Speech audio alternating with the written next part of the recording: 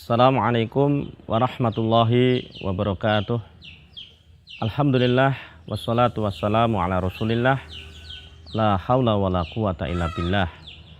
Allahumma salli wa sallim wa barik ala Muhammad wa ala alihi wa ashabihi wa man tabi'ahum bi ihsanin ila yaumiddin, amma ba'd. Saudaraku kaum muslimin rahimani wa rahimakumullah yang dimuliakan Allah Subhanahu wa taala.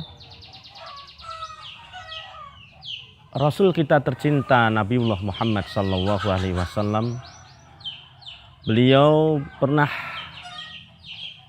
ditanya oleh istri beliau yang bernama Aisyah radhiyallahu taala anha. Pada saat Aisyah radhiyallahu taala anha beliau mendapati Nabi sallallahu alaihi wasallam selalu melaksanakan salat malam. Aisyah pun mengatakan kepada Rasulullah sallallahu alaihi wasallam, "Bukankah engkau telah diampuni dosanya? Bukankah engkau telah diampuni dosamu oleh Allah, baik dosa yang lalu maupun dosa yang akan datang?" Aisyah mengatakan begitu karena melihat Nabi SAW selalu tiap malam melaksanakan sholat malam hingga kaki-kaki beliau ini bengkak-bengkak. Maka Rasulullah SAW mengatakan kepada Aisyah, "Tidaklah pantas jika aku ini menjadi hamba yang bersyukur kepada Allah Subhanahu wa taala." Saudaraku kaum muslimin rahimani wa rahimakumullah. Rasulullah sallallahu alaihi wasallam mengajarkan kepada kita untuk bersyukur kepada Allah Subhanahu wa taala dengan melaksanakan ibadah.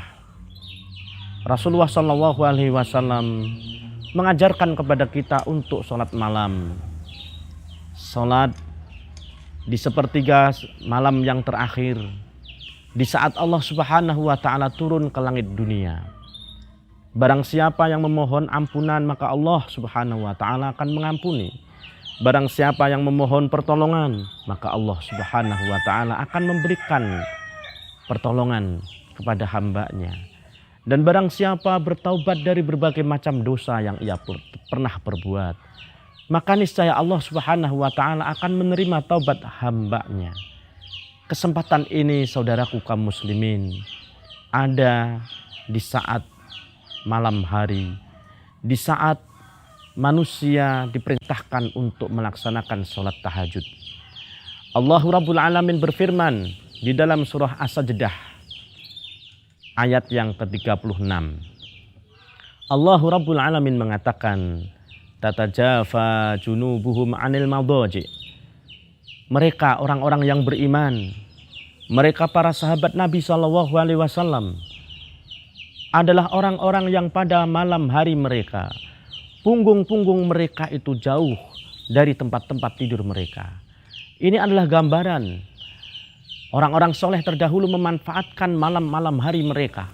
Mereka bangun di saat malam hari, di tengah kebanyakan manusia memilih tidur.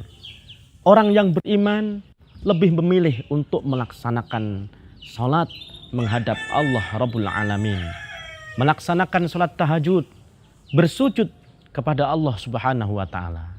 Saudaraku kaum muslimin, sesungguhnya keadaan manusia yang paling dekat, posisi manusia yang paling dekat kepada Allah Tabaraka wa taala adalah pada saat ia bersujud.